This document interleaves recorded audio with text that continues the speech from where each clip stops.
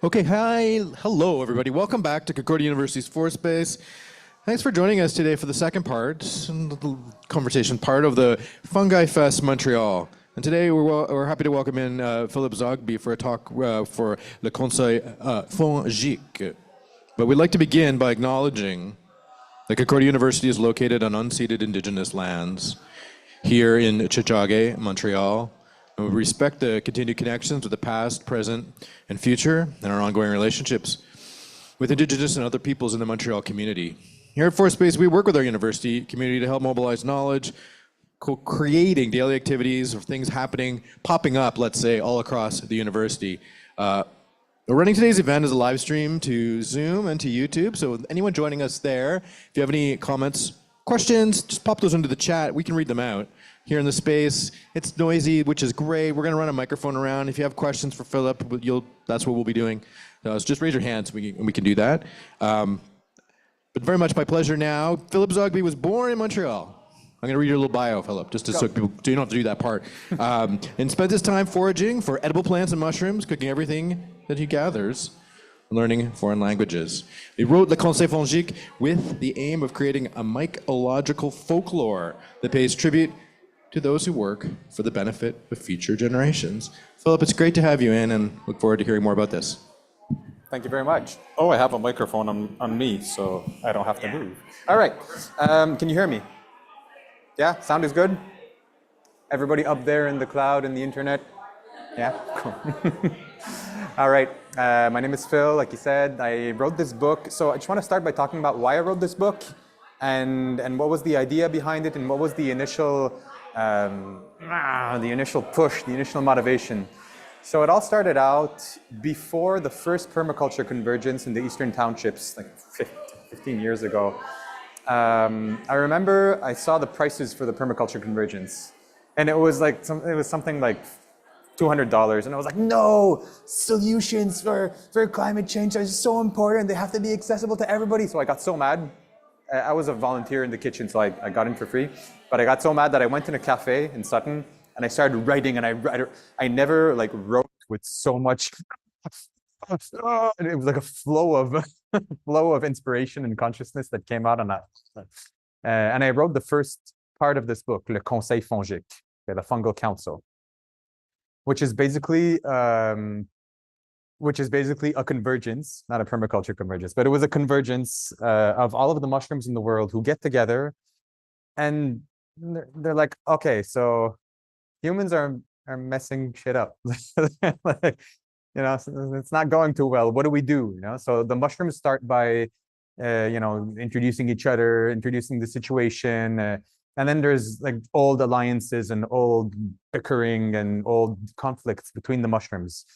I tried to separate the mushrooms in similar ways to how humans are separated. So basically, in the story, you have the parasites, you have the decomposers, you have the symbiotic mushrooms, you have the endophytes, different kinds of mushrooms with different ecologies, who have different ecological needs and niches, but cultural for the mushrooms. And they all kind of don't get along, and they all have a common problem, but they don't really know how to address it. So the point was to show how humans are also facing many common problems, but are always, they don't agree on the details of the how to tackle them.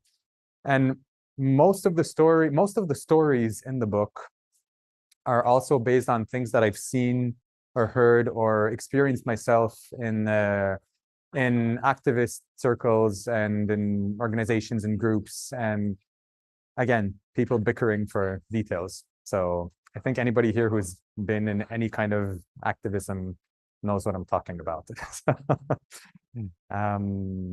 Yeah. So the mushrooms kind of get together to discuss first, solutions, and then some of them want to go the more radical way, like, oh, who needs humans? The parasites. And then other ones, oh no, but you need humans because we're all connected together in symbiosis. Yeah, the symbiotic mushrooms, and then the decomposers are like, well, yeah, we can decompose their shit, but yeah, and then eventually there's conflicts that emerge in the council. old conflicts. And eventually they try to find a solution. Should I tell you the punch? I'm not going to tell you the punch. But so eventually they kind of try to find a consensus. And that's where you see all of the mushrooms giving so trying to respect other mushrooms' strategies and techniques and cultures, but also contributing in their unique way to fight against climate change and whatever's happening. So they all find the solution that they have the power to implement and work together. I'd like to get a feel on is there anybody who's experienced something and did anybody here ever experience being in a group, in an organization, activism, or just people trying to find solutions together, not necessarily environment related, just anything, any group, and not finding solutions?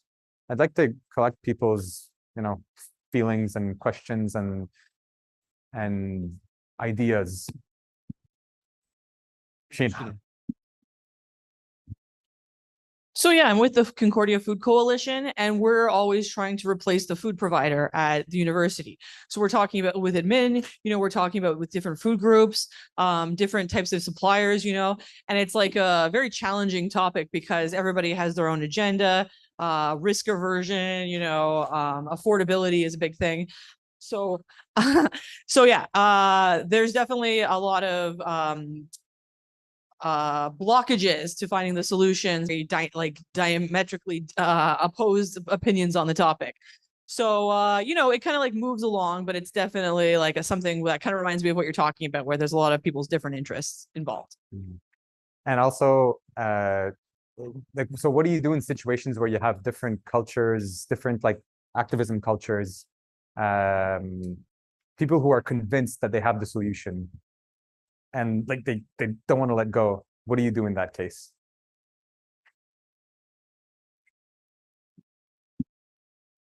I think we do a lot of surveying, so we can get a lot of people's opinion, and sometimes going with the majority opinion can really help because it can show that the greatest majority is focused on one solution. So sometimes I feel that just doing a repeated kind of questions to make sure everybody has their voice kind of considered, and that can help with the loudest voice in the room, not being the only voice, as happens often. The loudest voice in the room not being the only voice, is that what you said? The loud... yeah, so every voice has equality instead of the loudest voice dominating the situation. Yeah. Interesting. Yeah. And yes, that often happens. Thank you. Anybody else? Feelings, questions, thoughts? Yeah, I think I had similar experience. I used to be a representative of my student union in England, and we're often trying to find ways to help certain minority groups, maybe there's some certain disabilities that are not really well catered for and so on. But I think what I often noticed happened is that certain topics become very heated, and then you kind of find very extreme ways to solve those problems, but then another minority group ends up suffering, and then there's a vicious circle. It becomes very complicated, and so I think it's quite hard. You have to get everyone to really make sure you get all the different people's opinions before making solutions, and trying to find ways to avoid becoming too heated with your own opinion. I think that's something I learned from working in those circles. Yeah, and it's like if we're trying to find solutions, but then you realize that whatever you do, there's always somebody that's not going to adapt and somebody that's not going to exactly feel represented. Yeah, actually, during the fungal council, there's the microscopic mushrooms. They do an act of civil disobedience. They do a banner drop because they're like, hey, we're not represented. So they actually drop an oak leaf. It says mycète minuscule, impact incroyable. Tiny mushrooms, incredible impact. Does that make any sense? So yeah, even the mushrooms are not fully represented, and they're not perfect. It's not just humans. It's yeah. Okay, and how did you end up finding solutions to those to those situations where like, you feel like there's always somebody that's not going to be represented? What happened and what did you do in those cases?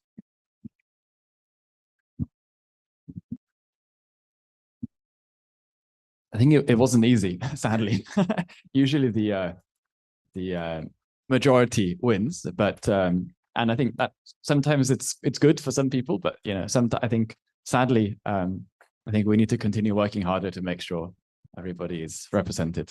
So how do you protect? I didn't manage to. It didn't succeed that time. Mentioning. It's interesting because you just said majority wins. How do you protect minority groups if majority always wins? I mean, the majority in this debate was already a minority group, okay. let's say, but then there were other concerns and, didn't quite get through. But so you mean one minority group was the majority among other minority groups? Is that what you mean? Yeah, I mean, within the activist circle, it's kind of people were, let's say, advocating for particular issues. So I think everybody was cared about activism for certain types of disabilities, for example. But then the knock-on effects were not very well represented within that community. So it was not so easy, I think. But we can always try better next time. Let's try better next time. Okay, thank you. Thanks, Dave. Anybody else? Thoughts, questions, comments? Okay. All right. I would like to pass on to the second story. I'm going to just go through the different stories because they all kind of ils abordent tout un sujet différent. They all go through a different subject or a different social or political reality that exists not only among mushrooms. The mushrooms are just a metaphor.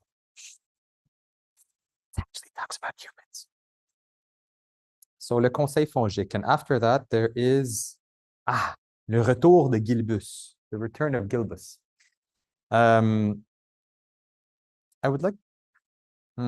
I'd like to read the introduction, but yeah, okay. I'm going to read this introduction. I'm going to read it in French. Who doesn't understand any French at all? Perfect. Mycète means fungus, fungi in French. So, les mycètes qui ont façonné les structures et les codes d'éthique que nous tenons aujourd'hui pour acquis ne sont pas les héros vertueux que nos chansons dépeignent. L'idée romantique selon laquelle chacun de leurs accomplissements est le fruit d'une intention bien soignée cache la sombre réalité du sort des innovateurs et des révolutionnaires. Ces mycètes ont plus souvent vécu leur vie dans l'amertume, la déception et la culpabilité. Leurs actions résultaient plus souvent de la nécessité et du désespoir que de la vertu et de la passion. Mais sans cette glorification démesurée, qui voudrait jeter les fondements de l'écosystème de demain? So, this story talks about Gilbus, who is a mushroom. Okay, so let's talk a bit about history. Le Conseil Fongique, before being the Conseil Fongique, was a great alliance. It was another alliance. So it was an alliance built by les quatre puissants, so the four powerful mushrooms of the forest. And at first, they kind of it had a front of doing good in the forest and helping those in need, but it was actually more of a way of giving a good reputation to the most powerful mushrooms in the forest. And so Gilbus was a mushroom who decided to get involved in this alliance to try to change it slowly. And he got so tired and so fed up trying to change it that eventually he burnt out and he just left. He went to the great north as far as he could get and started living in a region where there was practically nothing. It was after a mine, a place that was destroyed by a mine, so there's not much trees, not much life, and he just exiled himself there. And then during this story, there's two young mushrooms after the fungal council that decide to go up north and try to find gilbus, because they're like, okay, now we decided that we're gonna try to gather our forces and do something to end climate crisis and blah blah blah. But we need experience. We need the elders to help us. So they go to find Gilbus, who is self-exiled, and they try to convince him to come back and help the mushrooms. And Gilbus is like, no way, I am not coming back to you corrupt mushrooms. You only think about your own interest, and you're always going to keep bickering and fighting and blah blah blah. So he's a bitter mushroom. He actually is a bitter bolet amer. So he's a bitter mushroom, literally bitter. And so this story was inspired by a lot of people that I've seen, and even me in parts of my life where you try so hard to change things, you try so hard to get involved and to do your best, and you try to do it with as much positivism as possible, but then eventually you get jaded, you just completely get destroyed by reality, and you just stop, and you just go as far as you can. And actually that happened to me for a part of my life where I didn't want to know anything about activists. I didn't want to talk to activists. I hated activists. I was like, I don't like them. They're bad people. Which I ended up slowly healing from, but yeah. And during the story, he actually tells his story and why he got disappointed and why there's small, il y a des lueurs d'espoir. So there's like small, des lueurs d'espoir, how do you say it? Like des glimmers of hope. Glimmer? So yeah. Glimmers of hope. Wow, that's a nice word.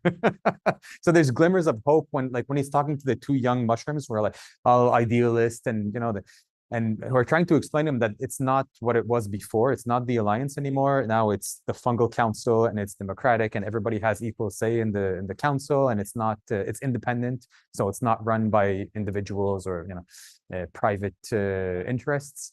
And sometimes you see he's kind of like, trying to have a bit of hope, and then he's like, no. And they slowly try to convince him by explaining him that it changed. And it's the whole internal struggle of like him struggling between his past and trying to find a bit of hope and believing that it's different than it was before. And that's something that a lot of activists go through, I find.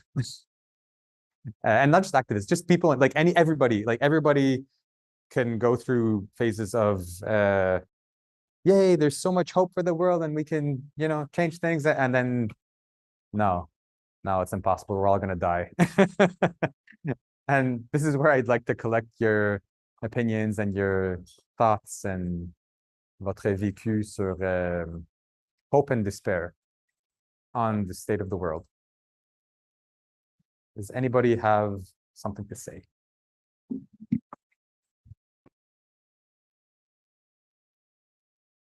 Well, I was just curious about what you did personally to heal from that sense of disillusion. If you're comfortable sharing. Yeah, of course. The first thing was not talk to activists for a long time. No, so honestly, it was trying to stay connected with my my will to change things, to my will to contribute to change, but without doing it in a way that's more, I don't want to say more constructive, because all action is constructive in some way, although it could, even if it's destructive. And anyway, my point is, I started to do more like finding solutions that contribute to the change that I want to see, instead of being against what I don't want to see, which I know, like, part of me was like, I know it's important to go against polluting companies and against this and against that, and you can go against a lot of things, but I just needed to do something that was more less tiring and more nourishing for me.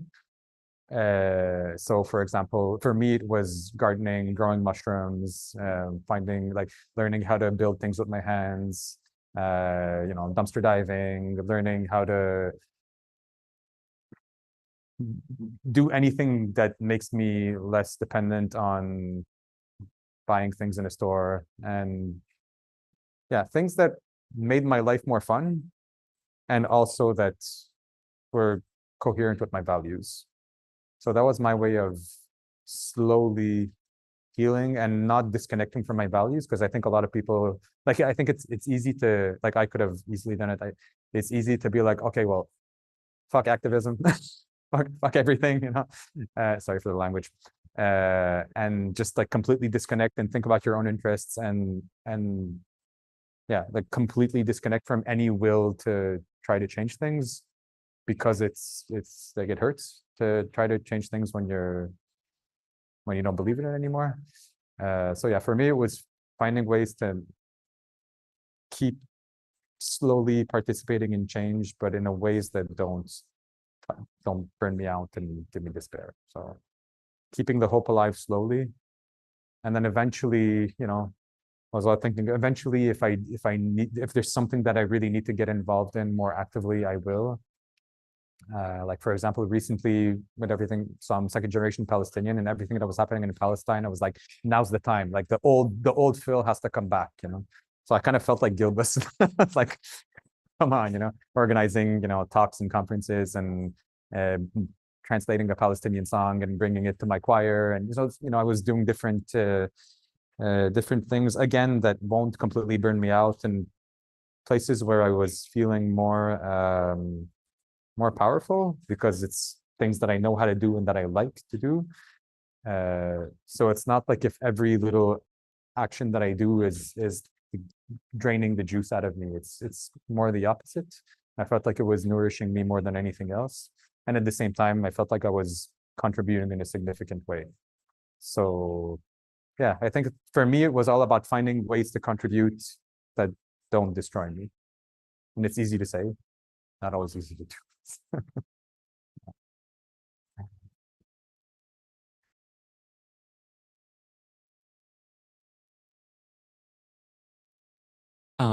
Amazing what you said. Also, I feel like the reason why your mushroom like burnt out was because like he did not have enough community to like support him, like without proper effective scaffolding. So like, can you just start again? You said sorry, the reason yeah. why I feel like mushroom the story of your mushroom. Oh, like, that mushroom. yeah, Okay. yeah. That's like the reason why your mushroom burnt out. I was like, So why he burnt out, he didn't have proper community who was doing it alone. Yeah. So he didn't have like effective scaffolding to help each other, Yes. support each other's feelings, collective hope, projective agency. So yeah, that's it. And also, what you just said is really interesting, because often, like, at least when I was involved, I was mainly in environmental activism and some social stuff. Like there was really a culture of like, you're my friend if you're involved, but if you're not involved, then like you just kind of like fall into the abyss and disappear, you know. Which is why I think it's really important to have people like in like people around you that are involved, to like not just be there for people because they're involved, but also just be there because the other person is a human, and you know, like develop real relationships, not just des relations de combat, des relations de lutte. Like it's also to acknowledge that there's a human behind the other person, and if you don't burn out, there's more chances you can do something significant around you. So yeah, good point. Okay. Anyone else? Questions, comments, thoughts? Anybody in the crowd? No. Yeah, anyone online have any comments? Just pop those into the chat. We've got some eyes on there. I'm not seeing that though. No. Cool. I'm not keeping track of time. Are you keeping track of time? It's 2:30. Okay, perfect. Good. What else? So the return of Gilbus. Misette Migrant. There's two stories on migration. So the one of them is about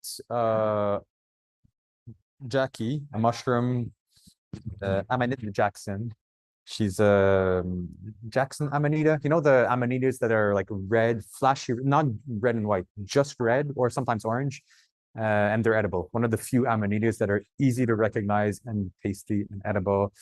Anyways, so she grows up in a pretty wealthy forest. Everything's okay, and there's different forests that are being cut and falling down, and then there's mushrooms coming in from different forests to find refuge. And at the beginning, she's like, well, those mushrooms are taking our jobs and blah, blah, blah, whatever. Not jobs, but taking our resources. And, the classic discourse of people who are, they're not happy because people taking their place and taking their ecosystems. And eventually, her forest starts to be destroyed slowly. And so she becomes a migrant too. And the second story is also, so it's about her becoming a migrant. And the story starts with aucun mycète n'est migrant jusqu'à ce qu'il le devienne. So no one is a migrant until he becomes one. And that's when she goes to another forest and ends up being accueillie, welcomed by the Arnaud Accueil Réfugié Nord-Ouest. So it's a fungal organization for refugees, welcoming refugees, which was started by Gilbus. Well, I don't want to take too much punches, but anyway, Gilbus does end up coming. And that's when she, sees people involved in hosting refugees from other forests.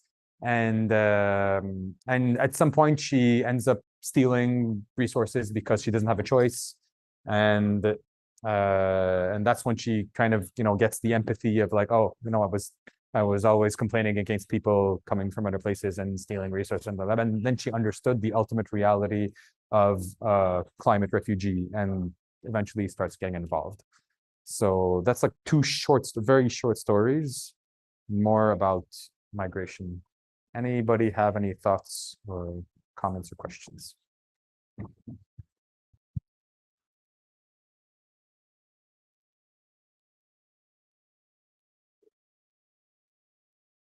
No? All right.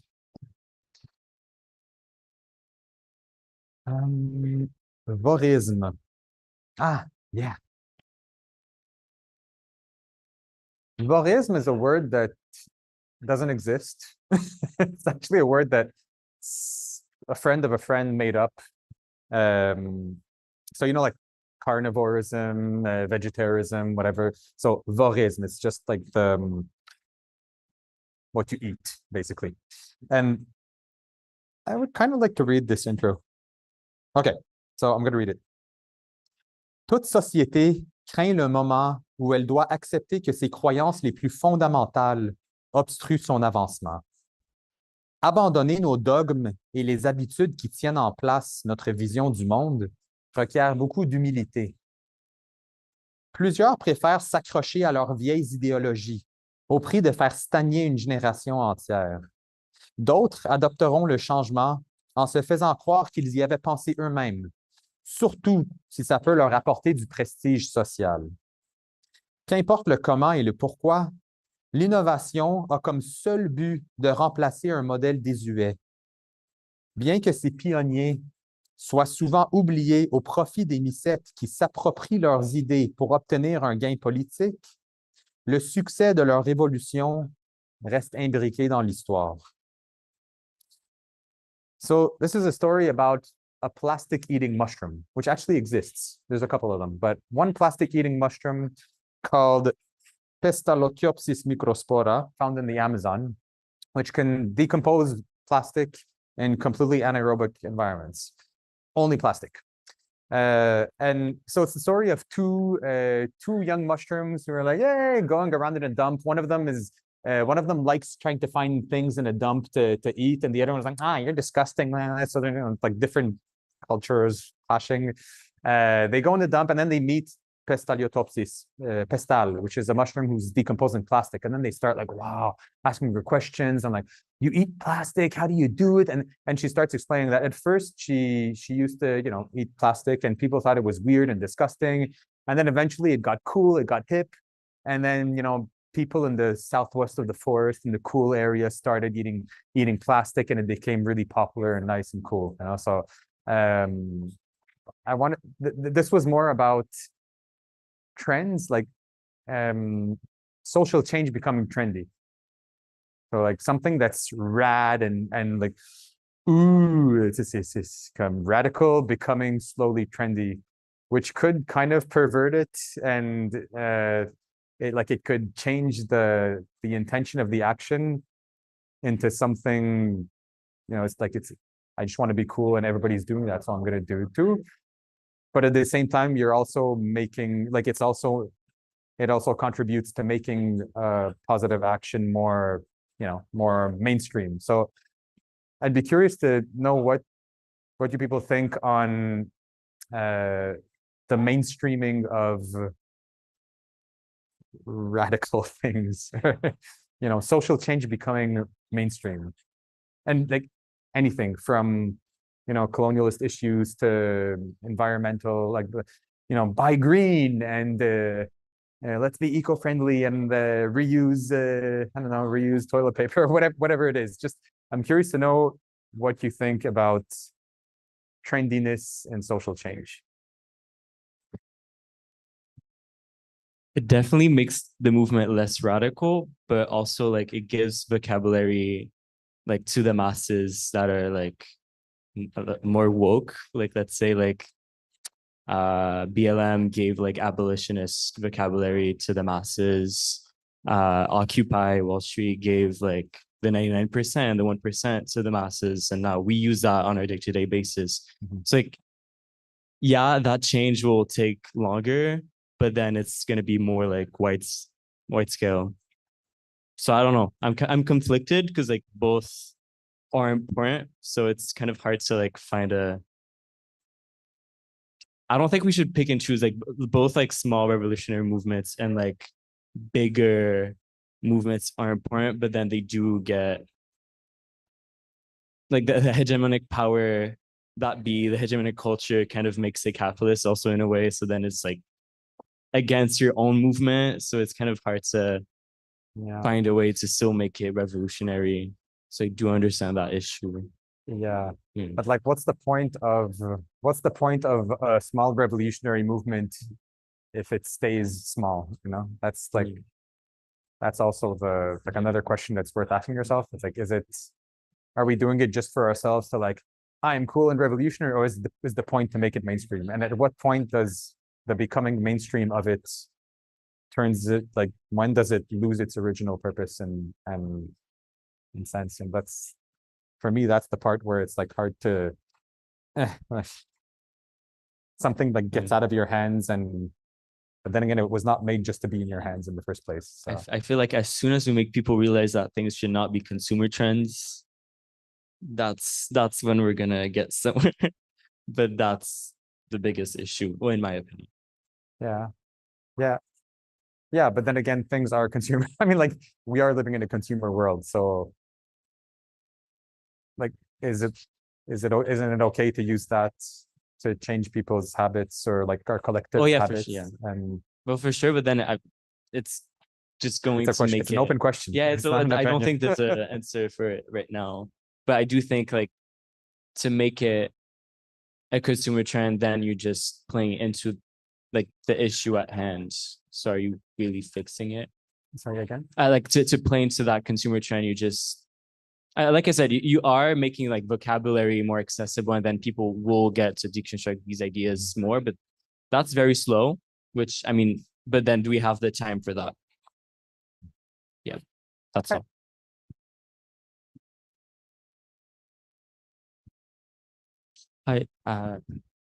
Yeah. Can you hear me? Okay. Yeah, I think it's interesting. Like one thing I think maybe you mentioned at the beginning is about like green like habits generally. Like I think it's great that being more environmentally friendly has become more trendy. But I think there's one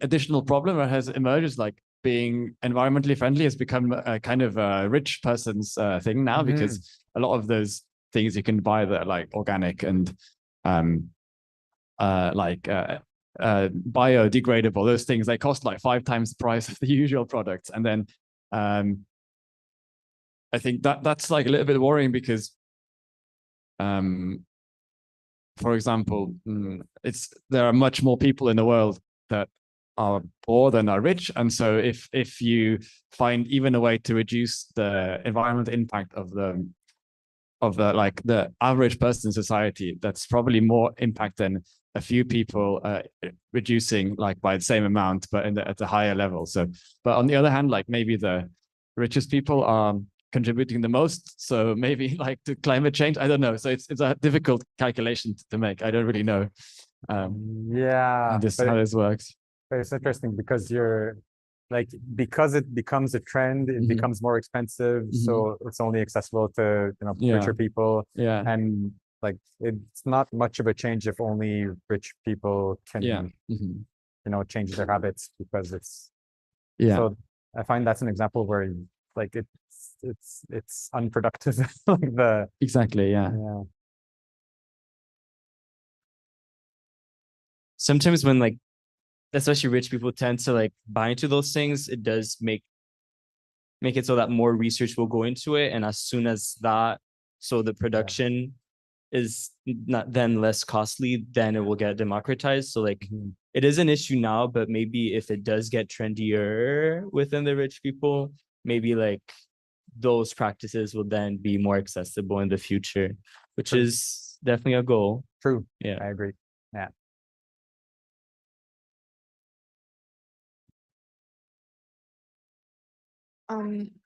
Thank you for your presentation. It's amazing. I have to go quickly, but I had a quick thought. Is that sorry, I had a quick thought about how we can really have something that's trendy turn into social change. We really need to associate it with education. And what's trendy, usually people don't understand the core of the issue, really, like why we need to purchase things that are more environmental, or why eating less meat is really important, or just really more having rich people, for example, going more into environmental trends means more research is going into things, therefore also more education. And for them to be educated as well will mean that they're going to be able to share more knowledge about it, and show everyone why, like, capitalism as the core of a lot of our issues, colonialism as well. And that's lacking in a lot of our trends, and for it to be, that's lacking in most trends. For it to be social change, we need to associate it with education. I have to go, but thank you so much for your presentation, and have a great end of presentation. And like you brought up something really cool. I know you have to go, but like sometimes there's like impacts of like we see a trend, it's like, oh, it's become a good trend, that's not the point, blah blah blah. But then like it does have impacts that we don't see, like people investing more, and then blah blah blah, and then education, and it does end up having an effect. Yeah. So yeah, it's cool to see. Bye. It's cool to see those impacts. Like sometimes we just like very narrow-mindedly look at like we wanted it to have this effect, but we don't see that it has a bunch of other effects that end up contributing in the way that we wanted it to. So yeah, which is why nice to stay open-minded sometimes. Other thoughts, questions? Anyone online? No. Ah! Oh.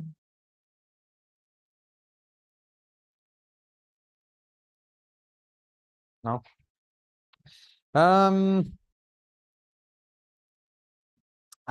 Effet de bordure, the edge effect. This is one of the ones that I really identify to a lot. L'effet de bordure. So effet de bordure means the edge effect. Okay? It's a concept in permaculture where between two ecosystems, you have the riches of both, like you have the diversity and the richness of both ecosystems, and also the combination of the two, which brings new diversity. So, l'effet de bordure, là où se rencontrent deux écosystèmes, deux espèces, deux individus. À la bordure se trouvent les richesses de l'un et de l'autre, et plus encore. Aucun état d'émancipation tranquille ne peut être aussi enrichissant que le chaos symphonique des valeurs et coutumes entremêlées. L'effet de bordure. So no state of quiet emancipation no state of quiet emancipation can be as enriching as the chaos of mixed values and culture and mixed values and cultures, coutume. So this story is about Matsu, who's a Matsutake. Guess what? So Matsu was always like super involved and super, like he really was really involved in things, and to get the fungal council to be a little bit more radical and address problems, and things ended up working. It happened, and then like the more he hung out with people who had the same values as him, the more he was like, it kind of annoyed him because they all had the same discourse. They were all saying the same things. They were all, like, I'm cool because I'm involved. I'm cool. Oh yeah, I'm more radical than you. Blah blah blah. And he didn't like it, and so he finds more joy in participating in or like talking to people that are different than him. And that's something that I really relate to, because sometimes I find it more interesting to be around people that are different than me, even though it could be a bit shocking sometimes. I'm like, well, we don't have the same values, completely different values, but it's fun because you're confronted and you're being like constantly challenged. Like I find it easy to be around just people who are the same like you, and yeah, it's comfortable because you don't have anything to discuss and debate about because you agree on the same things. But then there's also the danger of always self-nourishing your own discourses, and so I always find it more interesting to be with different people that have different values with a certain limit, but as uncomfortable as it could get. And yeah, I find it's I find it's healthy to look around us and see if we're creating a monoculture of values or if we actually have some difference around us. Does anybody have anything to say about that?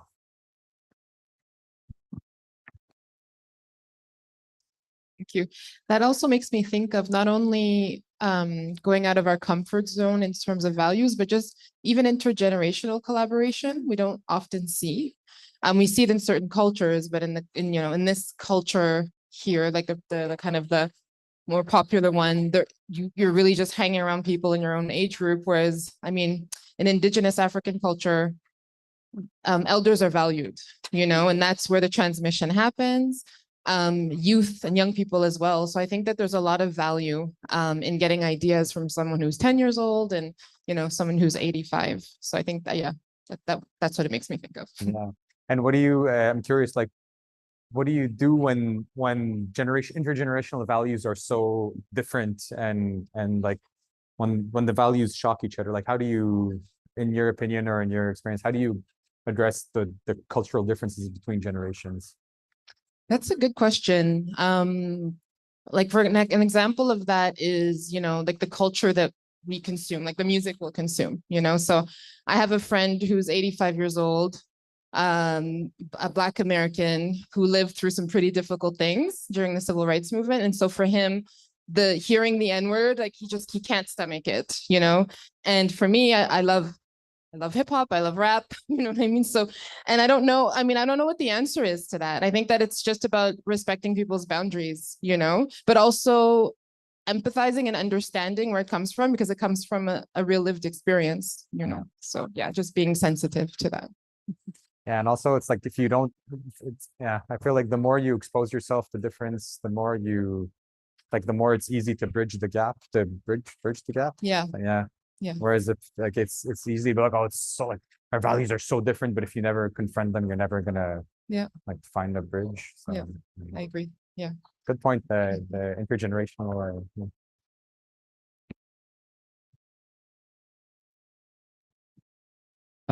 I thought what you said there really resonated with me. Like always talking to people of similar opinions. I think it becomes quite. I think it becomes like a bubble, and then you forget maybe that sometimes if you think you believe in something that's really great for the world, but actually maybe somebody else, and maybe you see like the other opinion as like the evil, and then maybe you realize that actually if you talk and try to understand other people's point of view, you understand like where they're coming from, and I think that's so important. And so yeah, I agree with you. I really like to talk to I really enjoyed like I had the I guess the privilege to be able to meet people from various different parts of the world, who often approach like social problems we might have in the Western world like from quite different perspectives.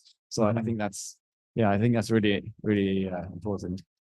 I really like what you said on like being a bubble, and then you're like, we're right, and they're wrong. It's funny when you get into that position. Like, for me, that's when you like when you think that everybody else is wrong. For me, it's a good sign of like, okay, I think I got too far into something. Yeah, exactly. And it's like the funniest thing is when you like years later when you end up in somebody's position that you used to criticize before, you're like, oh, wait, does that mean I'm bad? That's the best test of humility. Yeah. Yeah.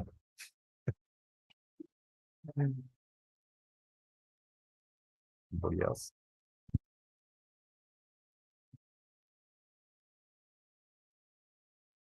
I mean, now we're getting more third and fourth spaces, so it might be less and less in it.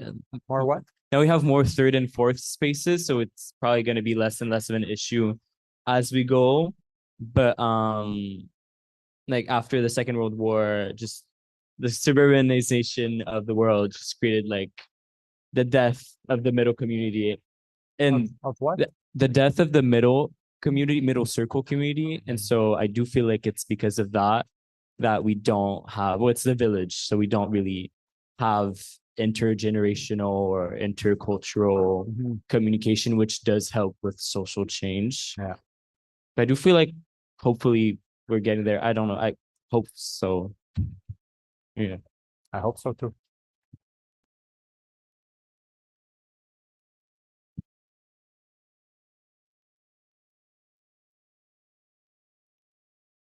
We have 5 minutes left, and I would like to end with. I mean, there's a bunch of stories, but la Fonge silencieuse. No, no time. Just one quote. L'équilibre de tout système ne tient que sur le travail invisible de ses maillons silencieux. This is like a really short story on a bunch of tiny mushrooms that are working, decomposing wood, and like like the workers, working class. And then there's a baby that's asking their mom like, why don't humans know us? Why don't people in the why don't the mushrooms in the fungal council talk about us? And the mom is like, well, because we're not as spectacular as the other mushrooms. We don't smell good. We don't taste good. We don't do funky things, and the kid is like, does that mean we're less important? Like, no, we're not less important because we know what we're worth and we know who we are. And we know that nothing in the forest can be done if we're not decomposing that wood. But let's go to the last story. L'espoir est dans les spores. Hope is in the spores. I like the rhyme in French. L'art est le médium par lequel les rêves et les espoirs d'une espèce se matérialisent. Lorsque des caractères fictifs dans lesquels nous nous reconnaissons incarnent des archétypes que nous admirons, leurs attributs deviennent des idéaux atteignables. Tuez l'art et vous tuez l'espoir. Nourrissez la créativité et les rêves germeront au-delà des confins de l'imaginaire. So the last story is about a storyteller who, not too much punches. I'm trying to, not give spoilers. Anyways, So a mushroom that's giving a play or like a storytelling or a play to a bunch of different mushrooms. And it's about a mushroom that saw the destruction that was happening in the world and got so afflicted and started crying and crying and crying for many nights, many days. And she ended up dying because of her grief. And her spores that got away from her ended up going in different parts of the world on different soils, from the deserts to the forests to the stones.